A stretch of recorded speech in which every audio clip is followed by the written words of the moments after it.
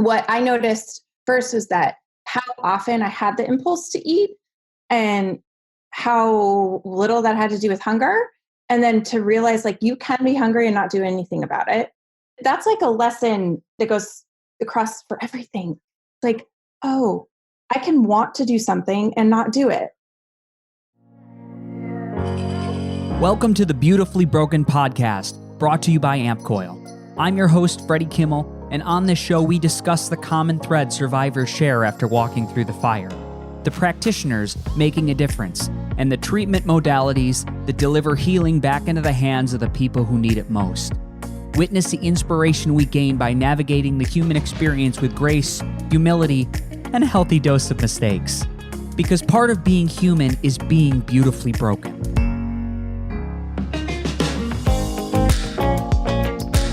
Ladies and gentlemen, welcome to the Beautifully Broken podcast. We have a return guest, our first guest to ever make a return appearance. We have Laura McKowen. I'm the first. You're the first. That's awesome.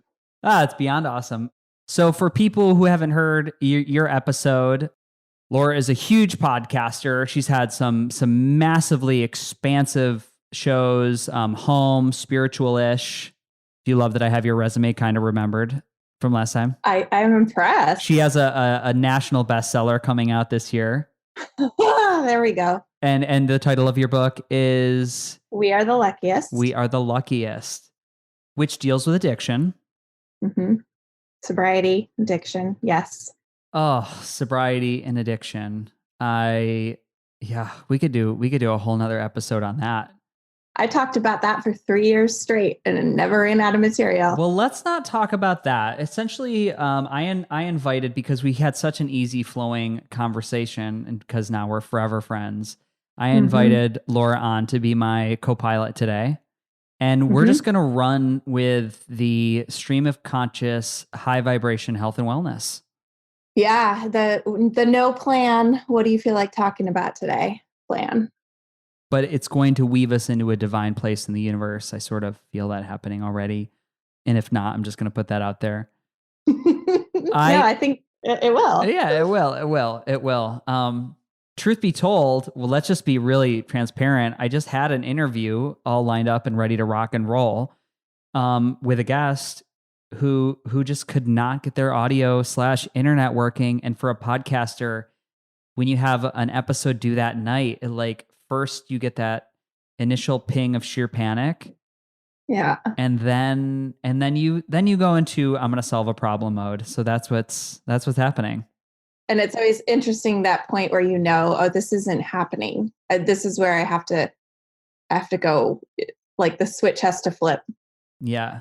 I get this text, buddy. That's all it said. Buddy. With nothing. Do me a solid. Yeah. I'm just gonna wait till something comes up. So let's jump in. What are you reading right now? What's your book that you're really, really into? I just finished one over the weekend, and it is. I have had a great reading summer / reading year, but this book, I think I will just say, it was the best novel I read all year. And it is called Ask Again, Yes, by Mary Beth Keane. And oh my God, where do I start? Okay, I don't want to give too much away for people who read it, but it was one of those books. It's like the book that everyone wants to read, the one that you can't put down. For me, you can't put down. It's like I go to it first thing in the morning, and I like ditch my entire morning routine to read. I stay up all hours of the night reading it. It was just this family saga about two families, but it dealt with mental illness, addiction, trauma, Irish stoicism, not talking about anything. And it was so good. And I think it was good because I have to wait till other people I know read it, because I want to know, is this just a me thing that I think, it's gotten great reviews, but is this just a me thing that I think it's so good because these are topics so close to my heart? Or, and there's no doubt she's a great reader. But the thing that struck me the most, and you and I have talked about this, is like the way stuff gets stored in your body. And it made all the characters sick. Like you could track these moments where they had something happen. And the author must know a little bit about this because she would say something to the effect of like how it affected their body, but then one of them in particular got really sick. And I'm like, yeah, that's what it actually looks like. But we don't often, it's not sexy to talk about that connection in a novel, you know? Mm-hmm. You know, I read a ton of nonfiction and much less fiction. So when I read a novel that gets me, like stirs me the way that like maybe a memoir would, it's a big deal. Have you read The Rules of Inheritance by Clara Bidwell Smith? Yes. Wow. Yes. So I pulled that one out this morning. I was doing an impromptu photo shoot with a new product that I'm helping bring to market. And I popped that book off the shelf and gave it to the girl that was in the shoot. And I'm like, just start reading a couple paragraphs, and just immediately, just like a couple of tears. Do you know what I mean? She was like, both her parents have cancer. I'm like, yes. You know, it's one of tragic. It was, I actually know her. Really? Like internet know her. Like we've met and I went to her reading of her second book. Yeah, crazy story. Crazy story. And I know the restaurant where she used to work in Union Square. Mm-hmm. I mean, there's like a lot of things in alignment with her. And I'm writing, you know, I don't think I've said this on the podcast. I'm plugging away on a autobiographical memoir. And I wrote her on Instagram and she wrote me back. Yeah. Yeah. She was pretty rad. She's rad. And she has this crazy life now. She like, I don't know why we're going off into this, but it's fascinating, I think, because she had this tremendous loss, right? Like basically no family at the age of a very young age, like as a teenager. And then now she has 2 daughters of her own, but she also married a man who has 3 kids. So they have 5 together, and then they had 1 together. Mm-hmm. So she has this bounty of family. And they moved to Georgia. And they moved to Georgia. Right. So, in her 40s. So life is crazy. It's crazy. It's crazy. It's crazy how much we know about people from their Instagram stories. Yeah, that's a little. It's a little weird. It's a little weird. It's a little weird. So the other thing I wanted to touch base on is that, you know, over this last week, we happened to both dive into the Prolon fast, which for everybody in the audience, a Prolon fast is it's not a true fast. It's called the fasting mimicking diet. And essentially it's a tapered caloric diet for 5 days. It starts like around 1,000 calories, and it might go down to 800 to 600 depending on weight and body height and size. But you get the same mimetic effects of doing a 5-day fast as far as blood work, autophagy. Autophagy is the state in which your nervous system jumps into Pac-Man mode and starts eating up viruses, mold, and bacteria. You really get this deep clean out. Pac-Man mode. I love it. Pac-Man mode. You can visualize your body cleaning out like that. And it's a way to do a fast and still function partially in the real world. Like, let's say you still got to do work and output content and show up in life and be a mom. Right. And so you're on day 5. How are you feeling on day 5? Well, I know it's over. So much better. Yeah. Like the day 3 is where I wanted to just claw my eyes out. It's also, I think, the lowest calorie day. Yeah. I think it's like 800 or 700, like extraordinarily low. Yeah. My challenge is that I don't sleep well. Like I know a lot of people say they sleep well, but I don't. And then of course the stuff we were talking about this morning, the anger, the feelings that come out sideways. The you know, for me, any fasting, and I normally fast, it's really not that big of a deal for me. I'll normally bust a 24-hour every week. Really? Yeah, once a week. It's really, really good for keeping your immune system in check. Anybody who's had cancer, the science on fasting is really profound. Yeah. The metabolic pathway, metabolic treatment of cancer. It's a book. I would go grab it right now. I think it's in my bathroom. But it's one of the protocols that they just say, you know, unless you're in that severe weight loss state of you're like been through like 8 rounds of chemo and your body's done, that's not the time to fast. Right. which is really rare. And that's sort of when cancer has taken over. It's got to a certain point. But as far as someone who's been through treatment, it's really beneficial to, again, it's that Pac-Man mode. Because you and I are making cancer every single day, all day, and our immune system is going around and, eating those good guys up for food. It's a protein. Yeah. And it's a good practice. So to sidebar back to that, the Prolon, I'm very, very used to it. I'm normally like a 16 to 18 hours a day. I've been doing that for a while. Yeah. Right. I've been doing that for a while, and I already did one round of Prolon, so I knew a little bit about what was going on. Yeah. It's definitely a practice, it's a practice. Like I've never tried 24 hours, and I suspect now that you've done it, you probably even look forward to it, and it's like no big deal. 19 hours. I get so high. I get really hungry, and then I get like, there's a little dip. And then when I bust through this certain spot in the plane, it's like, look out, brain power, energy. I'm super happy. I like break through a wall every time.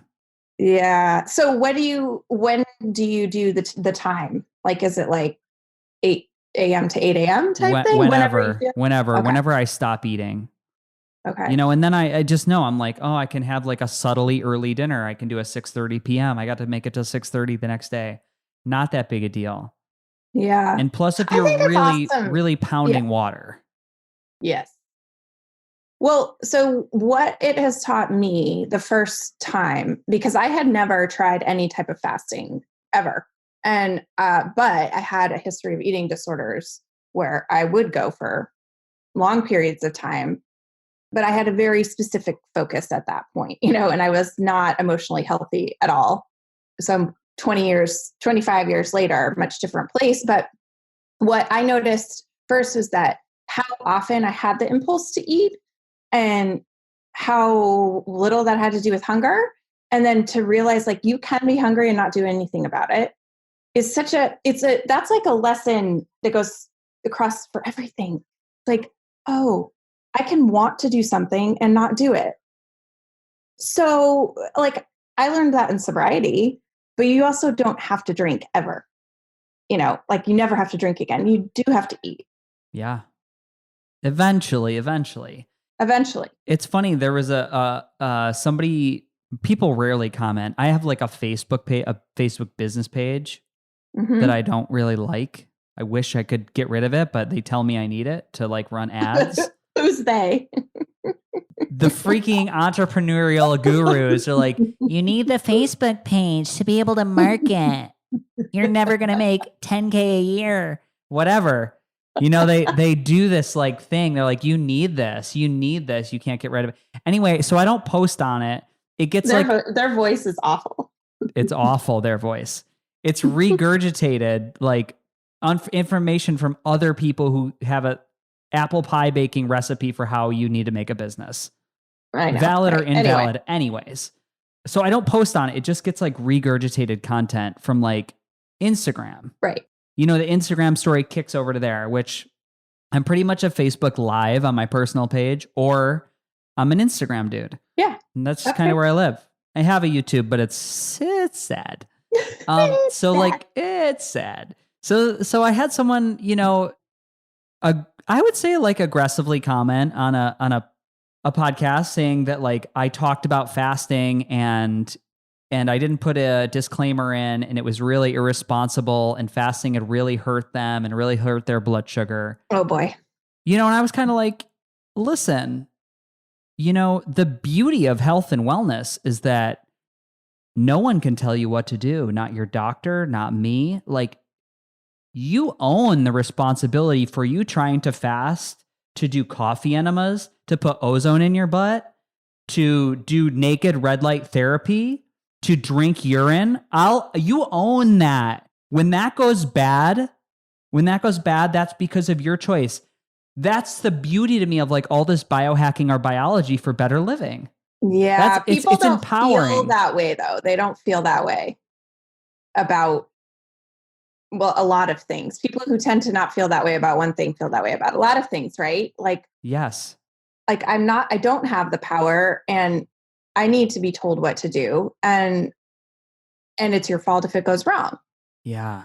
So the message that I think is so awesome with you, and what I try to tell people about sobriety and really their entire lives, like, you're responsible for your experience. You make all the choices.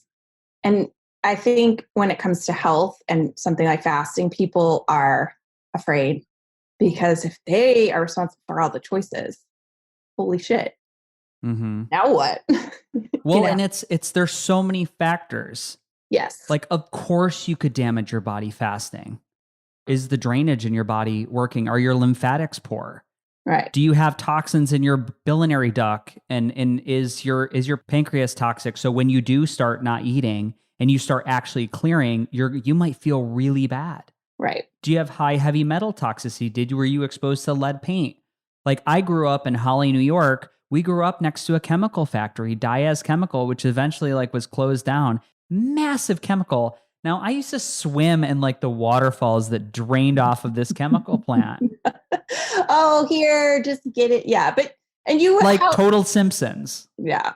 And you would have no way of knowing that. Most of us don't have any idea what's going on inside, right? Until we start to learn and start to tinker and start to try things. So, all right. So how to someone, because I would imagine, I was very curious about fasting, right? And I think it's getting talked about more and more and more and more. So for people who, is there any case that you know of where you just say, don't do it?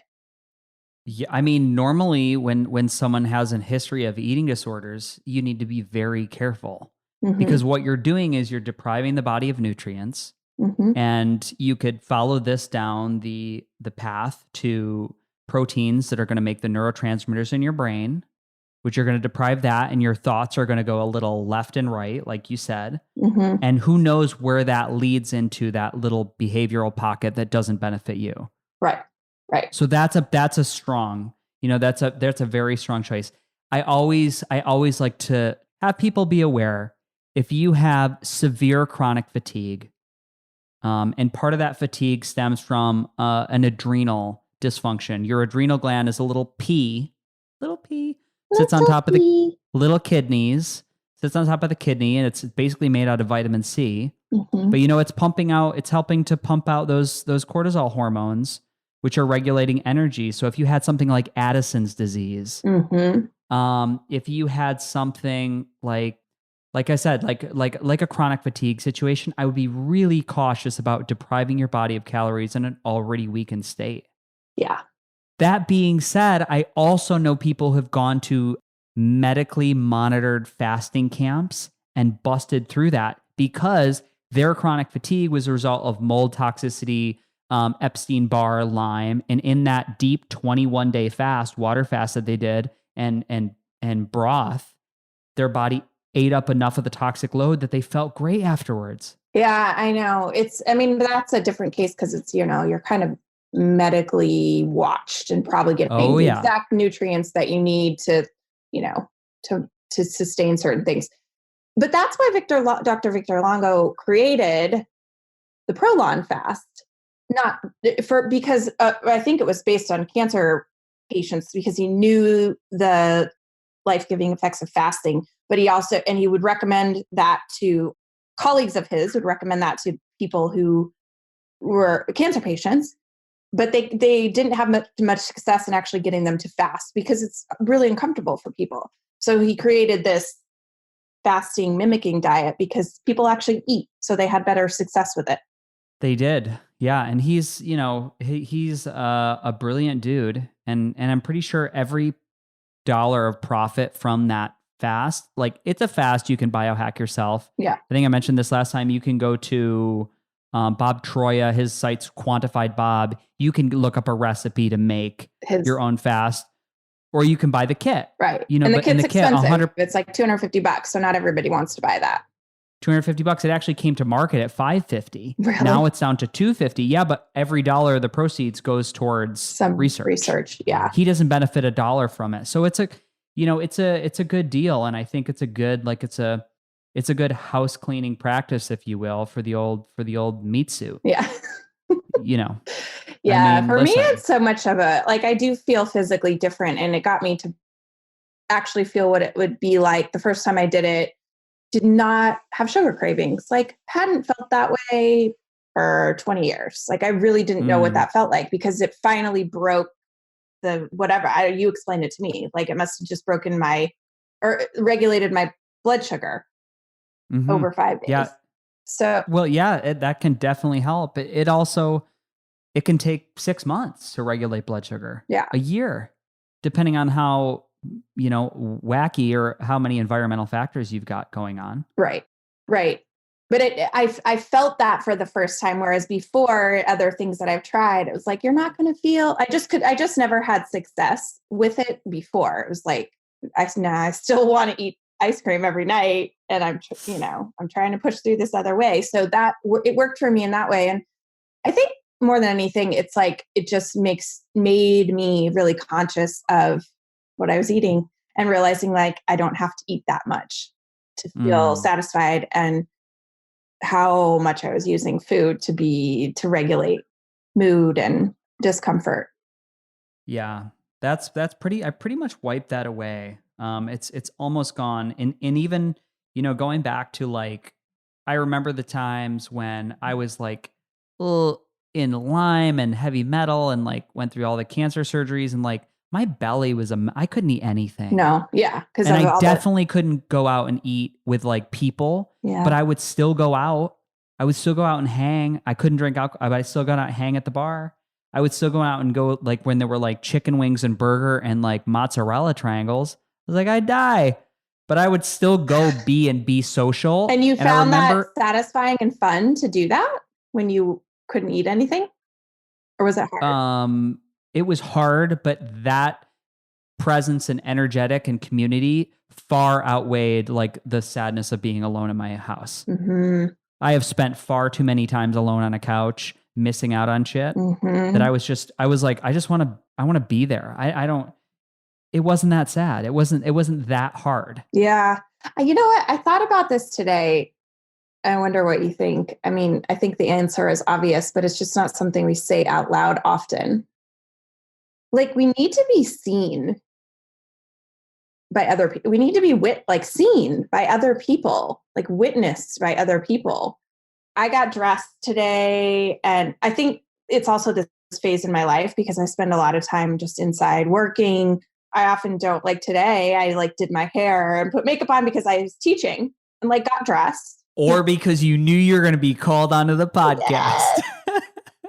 That maybe back in my head, I was like, I bet something's going to happen. No. And then I was just sitting outside on my deck after I picked up my daughter from school. I was like, I just need to be seen, like, by other people sometimes. Like, even just my friends. Like, you need to have yourself reflected back at you by other people. Mm-hmm. It's such a basic thing, but it's huge. But we can go, I can go long periods of time without that. Mm-hmm. Yeah. And I think it's also being seen like in a certain way too. Like you were like, let's talk about dating and relationships. I'm like, maybe. But I think that's part of it too, is like wanting to be seen by the opposite sex, because that's who I'm attracted to. Like, witnessed that way, or like seen as like an attractive person, or like just seen in that way. Like, get that energy. Even yeah, this is one thing for me when you jump into that like umbrella of thought. I see the fact that I'm so addicted to health food and the quality of food that I rarely will let myself go out. But with that, and being a single dude in 41, I think I'm 41. Wait, exactly. I'm like, how old am I? I experience most of my meals are alone. Yeah. So like, it does feel really good. It does feel really good. Like, from a scientific standpoint, eating with another human is like hugely beneficial to the energetic systems and organ systems within the body. Yeah. You get like this endorphin rush and everything synergistically digests better from being around other humans. I totally believe it. Apes live longer in community than they do in captivity across the board. So it's almost like you get, when you're a health nut, sometimes you get this self-imposed captivity because you're going to be neurotic about your food. Not neurotic, but it's like, I want to feel good. And if I go eat, if I go eat something that's like a subpar, I'm like, wah. I'm like, I can sort of taste the sadness in this chicken. Yeah. Yeah. He was like sad. Yeah. And I mean, not to be weird, but I really can taste the different. Well, there's no life in it. It's not, how it's going to make you feel. So you have to weigh the, like, what do I need more? Do I need? And this is a real thing. There's a scientific study on the quality of meat. If you have an animal that knew that they were going to be killed, if they lived in fear like that, I think it's even like 10 minutes. If the animal knows it's moving towards the slaughterhouse, there's a chemical released, that fear, that cortisol, and it changes the flavor and quality of that animal's meat, and it changes the value of it going into your body. Of course it does. So cycle of life, you really want, it's like you want that like animal it was like the thrill of the hunt.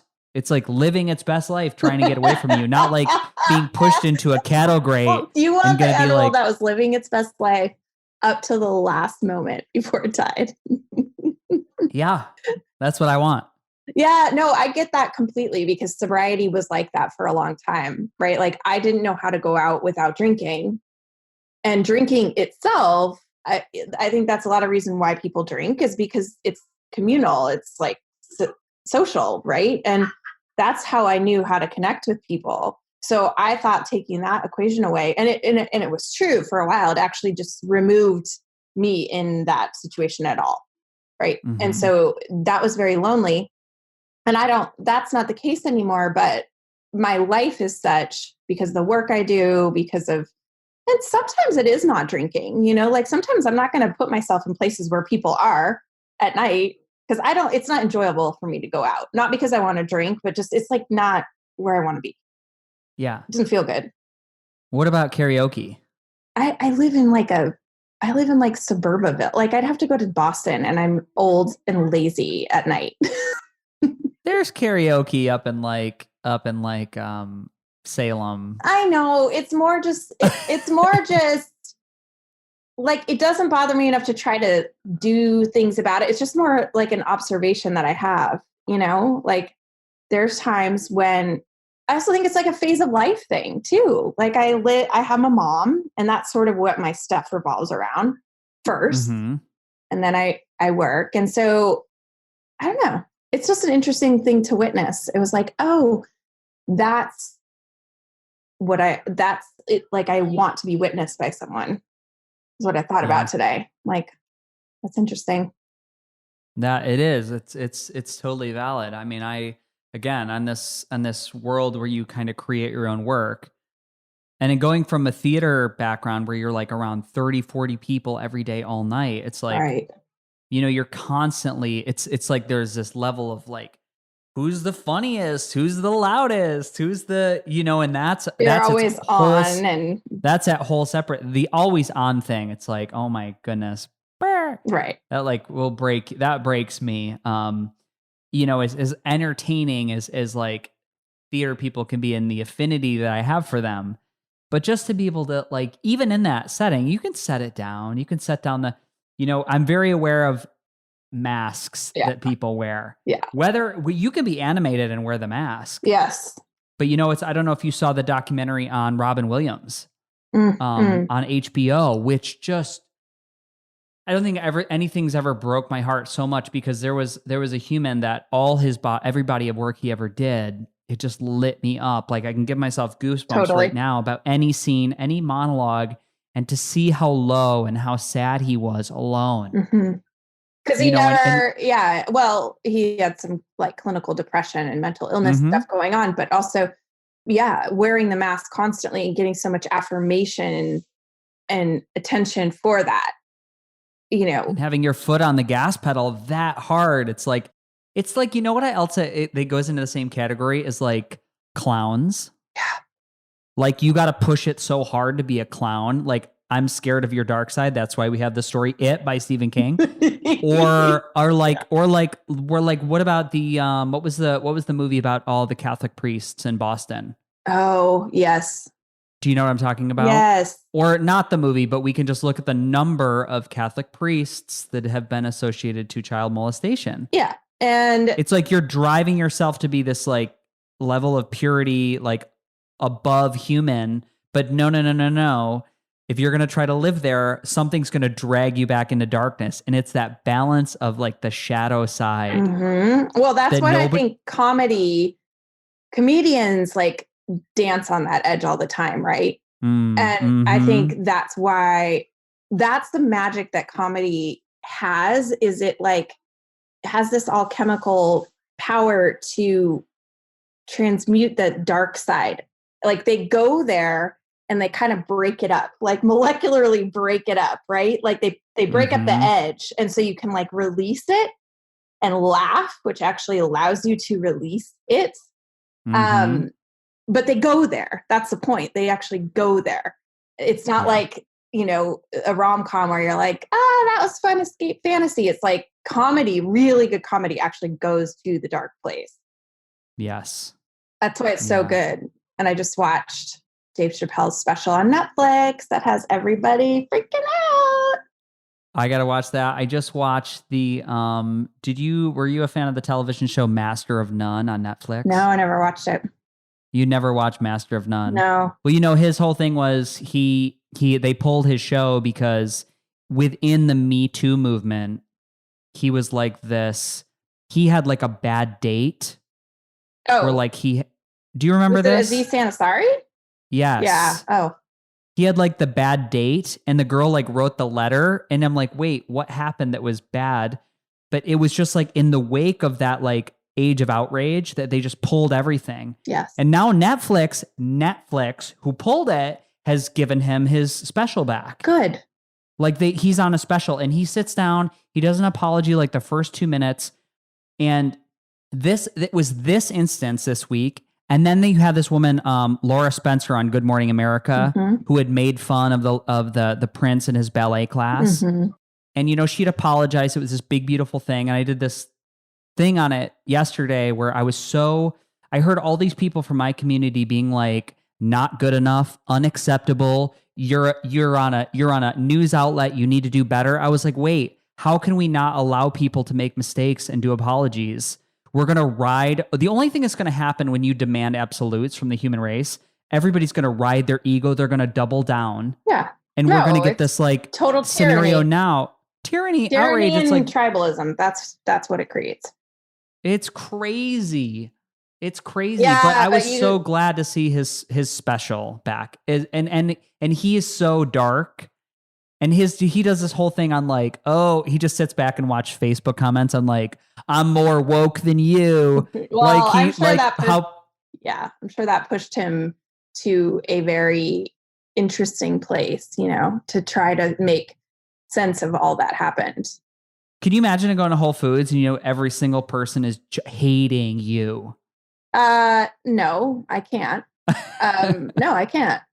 Yeah. I mean, this is something I could talk about for a long time and it's really difficult to talk about, you know, but Dave Chappelle's, I mean, it's called Sticks and Stones. He basically goes after cancel culture and does it in a really, I think, brilliant way. I mean, there are cringy moments, but like I had this feeling like, thank you, like for saying it, because he does it in a way that's so genius. Like it's so, and I want to watch it again because I want to like pay more attention to the subtleties of what he did. But no, it's pissing people off. Like he went too far and he, you know, now he's just this privileged, very wealthy man who can say these things.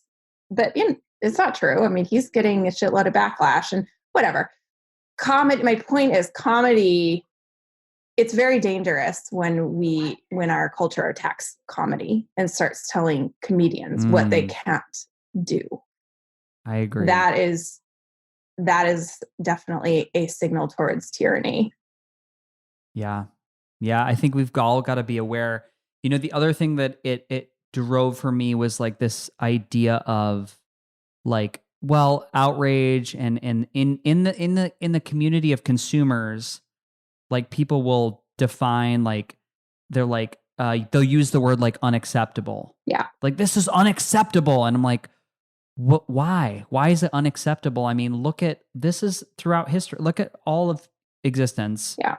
Like you're going to get these highs and lows, ebbs and flows into like awful treatment of different races and subcultures and unfair and these huge gaps in pay. And, it's all up and down. Right. And we can always strive for more. But it's to say it's unacceptable. It's like, it's just the ultimate to me. It's like sitting down in the middle of the floor and pounding your hands on the ground and saying like, I don't like this life, and waiting for someone to come change it. Yeah. Yeah. Well, and also assuming that because there are inherent problems with a system, let's say capitalism, that it needs to be completely torn down and ripped apart and thrown out, where like as if there is a place where as if there is a system or a structure that there are problems don't exist, right? And there is, I think that the intention among a lot of these people is good intention. I think they really do want this sort of equality for all and equality of outcome and equal treatment for everybody. But the truth is that hierarchies have always existed. It's not a new thing. It's a biological thing. It's a from the beginning of human time thing. It's a earth thing, right? Mm-hmm. And to say that everything should be thrown out and started anew, and that it's somehow a new thing that has existed in the last 4 years is almost laughable. Problematic. It's almost laughable. It's actually very laughable. But it's also like social media is a huge part of this. Media is a huge part of this. I mean, what we see is what we believe, and I think if there's anything we should pull out of this is like, watch what you consume, Like I listen to one left-leaning podcast and one right-leaning podcast. I don't fucking watch the news because it's ridiculous. Yeah. I don't know how we got here. Watch the Dave Chappelle thing. Watch the Dave Chappelle thing. And if you hate it, that's totally fine. But people are saying, that he shouldn't be able to talk. Shouldn't be able to. And it's like, that's the stuff that really bothers me is like that he should be taken, his platform should be removed. It's like when we start telling people that just because we disagree with them, that they shouldn't have a voice anymore. What? Look at some of the world leaders that have a voice right now. Yeah. Nobody's taken away their platform yet. No. I have a question for you. Okay. What are some of your goals for the 2019-2020 health and wellness because you're coming into I see you coming into your power right now. Like I said, you've got the book, you've got all this great content that you've already made. Now you're trying to refine it. You're coming up with a new voice.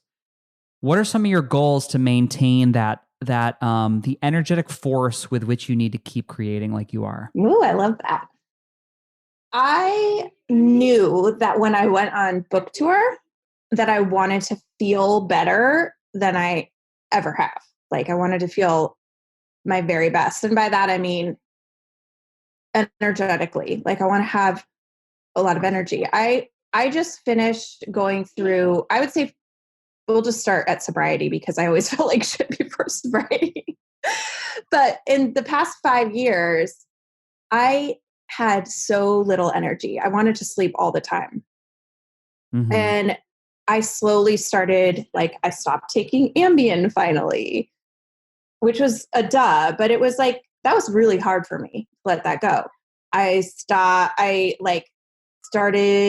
to pay attention to what I was eating, sugar and all of that. I slowly started to pay attention to the other layers of stuff.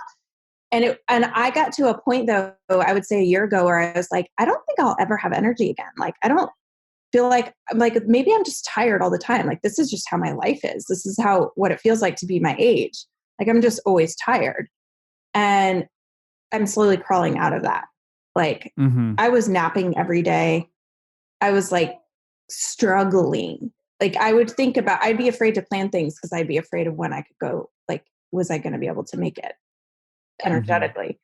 And so I would say my goals are to like really just keep moving out of that and exploring new ways. The fasting is on it, like intermittent fasting even has already helped me a lot with that. So I want to keep going with it. I would love to, I sleep awesome. I would love to get to a place where I can trust myself when I'm traveling. I can trust that I'm going to feel good when I'm traveling, because I never do. I always feel terrible, and I get really anxious. Well, let's talk about a little, do you think it's the actual art? Like, you're talking about like when you travel to LA, or are you talking about taking a day trip to New York? Out of my environment. Travel. Yeah. Out of my home. Well, I'll just give you a few suggestions, like just for people to stew and resonate. Maybe you can just hear a few. One thing I really like is, especially when I'm traveling I'm going to stay in a hotel room, I really like to kind of take a super kit to harmonize the hotel room I'm going to stay in.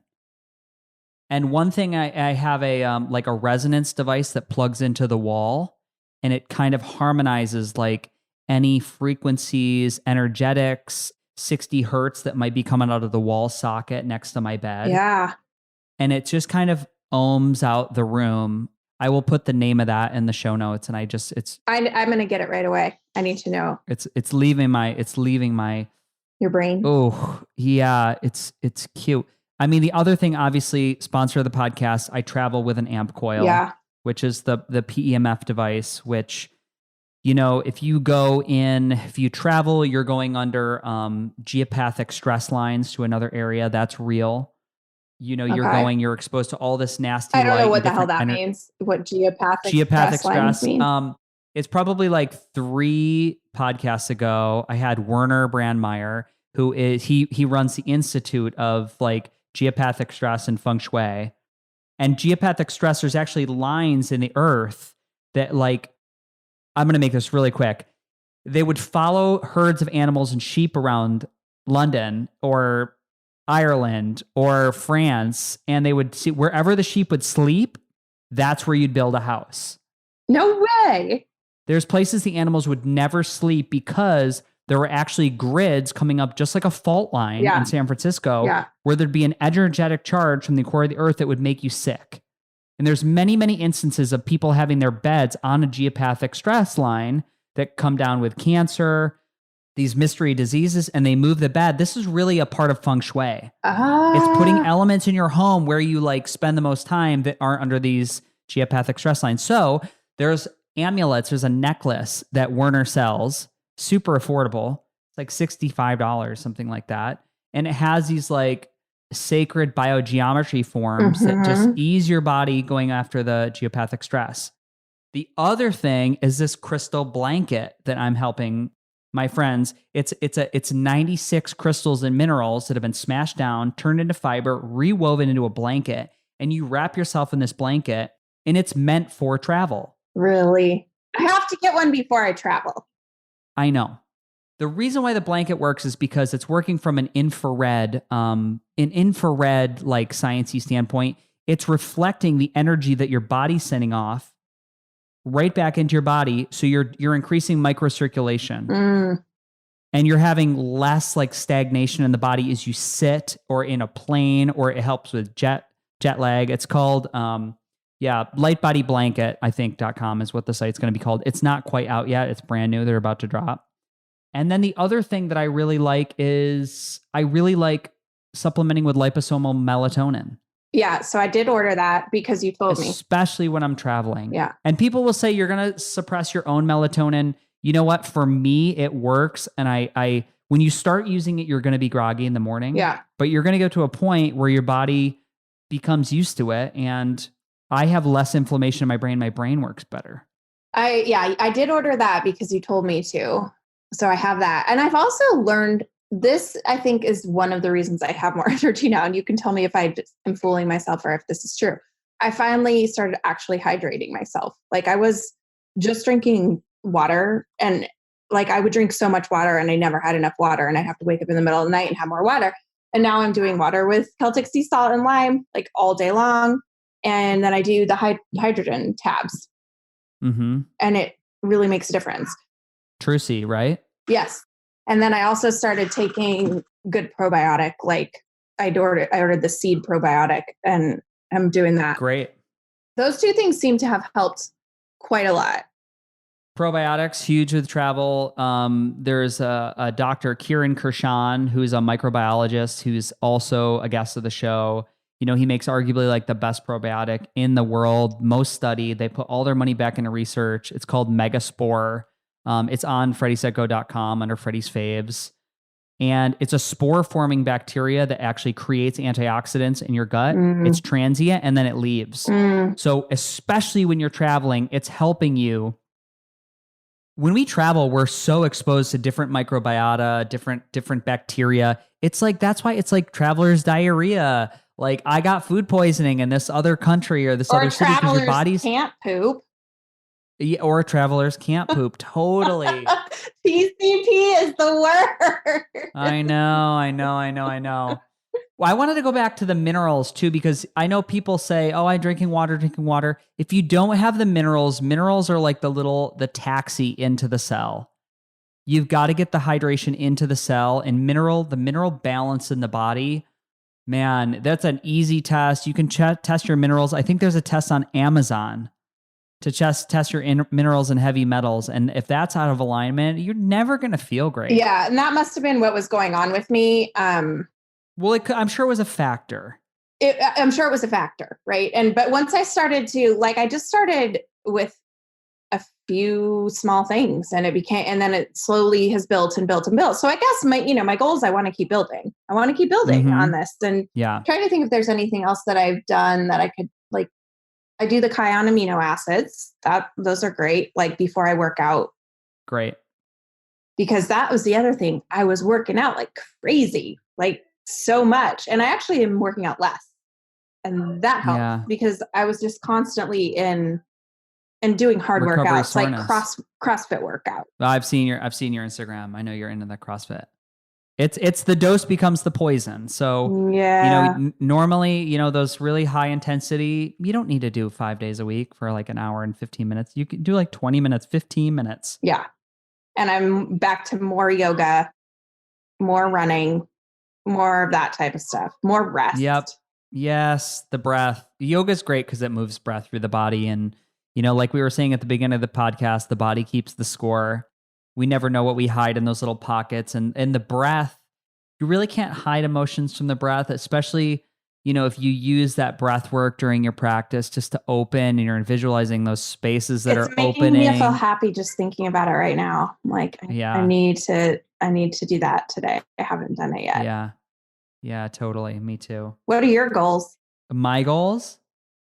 It's funny. My health in the last 3 months has skyrocketed because honestly, the frequency in PEMF has been the biggest thing that I've done. It's the most consistent. I really dropped I was taking 20 supplements a day. I'm down to 4. Yeah. Yeah. Because I wanted to make sure this was really doing it for me. Right. That's Amp Coil's been the number one, and not to sound like a commercial for them, but it's I bought the thing sight unseen before I worked with the company. I'm like, this thing's the bomb. Yeah. And I watch it make miraculous shifts for people. And really what it does is it just gives you the tools your body needs to make its own shifts. The human immune system's divine. You don't need anything to do it for you. Mm-hmm. But how do we shift back into wellness when we're living in Wi-Fi and mold, and you have a crappy diet, and you've got food sensitivities, and you've got ADHD, and you're in a terrible relationship? It's too much working against you. Right. Period. Yeah. So the heavy lifting, that's been huge. I just went from having 23 food sensitivities. I just got back my tests and my blood work. One. No way. What is one it? was in what the, is the one fucking thing? apricots. Apricots was in the red. Well, now I haven't had an apricot for I don't even know. Like, do you care? Yeah. My mom was just saying, my mom's like, well, you remember, and I don't eat apricots, but when I went to college my freshman year, I was so nervous about being like cool and just like, I had to ride to college with my parents who were like probably 6 months away from a divorce. And I remember being a very awkward ride. And I was like, I'll just snack on these apricots in the back of the car. I ate like 1.5 pounds of apricots. When I got to college, I could barely unpack my stuff because I had like liquid poops for like a day and a half, cramping. And honestly, I think I've ate apricots one other time. Yeah. Yeah. And now when I eat like it, tequila. they give me tequila. Yeah. Now when I eat it, they give me joint pain. So I was down to just apricots. So that was a win. I haven't had dairy in 9 years or sugar since 2009. Not even a bite, nothing. So I've found a chocolate bar that I can eat with like coconut sugar. And now I'm like all into chocolate. I'm like eating like 2 chocolate bars a day, which is horrible, but it doesn't make me sick. And I'm like, you know what? Before we started Prolon, I just get one text from you, double fisting paleo chocolate bars. Yeah. In preparation for my fast. Yeah. The other thing I can do now is I can eat cheese. I haven't had cheese in 9 years. So I I did a really good diagnostic at the Integrative Wellness Group in Belmar, New Jersey. They're going to be on the podcast. They are off the hook. If you have someone that's on the struggle bus and wants to go get a consult with like off the hook, like diagnostic practitioners, this place is insane. Insane. Everything. Infrared saunas, foot baths, cold lasers. They will make you feel like a new body, a new boss. But they did a little diagnostic on me and they were like, even though you're not eating it, don't do cow's milk. Don't do cow's dairy. Don't do whey protein. That's horrible for you. Yeah. Yeah. But they were like, go nuts with goat cheese. And I was like, no, cheese makes me feel bad. And now the first piece of cheese I ripped into, which is like a week ago, it was like crack. And I haven't stopped. Like I'm eating a brick a day. I'm eating a brick of goat cheese a day. Oh, really? Like one of those little logs? Like a triangle, like a cheddar, like a hard cheddar. But I'm living for it, and it's amazing, and it just feels so good. That's so good. It's like simple pleasures. Like cheese makes me that happy. Totally. Like I'm not stopping, and I don't care. Yeah. The repercussions of eating too much cheese. Yeah. No, I mean, well, that's awesome. So wait, what are my goals? That's what you asked me. So I like to go after the wins. You know, I feel like as human beings, we're all like, I'd like this, but we never take stock in what we've won. So those are freaking huge for me. Those are huge. I'm like a cauliflower crust pizza and a cheese and like some type of a sauce away from eating a pizza again. Do you know what I mean? And that's my dream. I remember saying to my girlfriend at the time, I said, if I could ever eat pizza again, that would be a dream for me. Yeah. So I'm thinking out of the stuff we know we can basically make a truck out of cauliflower now. Right. So I know we can make a pizza crust. We can. You're going to have pizza this year. You're totally going to have pizza. Yeah, the wins are huge. Like, I mean, that's why, it sounds like way low level health stuff. But when you're taking Ambien for 10 years and you stop taking it and you feel what it's like to have your body actually sleep. Yes. I was like in tears, like just gratitude. That you have, that's a level of detoxing that you will continue to want to work on to maintain this energetic stance in your body. I guarantee you 10 years has had an effect on how your body functions from a mitochondrial standpoint. It's terrifying for me. So we can talk about, I mean, infrared sauna is really the boss for you. That deep heat, or like an ionic foot bath is good too. Those are both excellent ways of slowly and gently and carefully detoxifying the body. I also got the Petrosol C. Pectosol C is an excellent binder. Right there, I got it today. Pectosol C, it's a modified citrus pectin. For those who don't know, you drink it, it binds to toxins in the body. It doesn't bind to minerals. So it's one of my favorite binders. Although I've just heard that there are better binders for mold, always up for discussion. Everybody's got an opinion on all this stuff.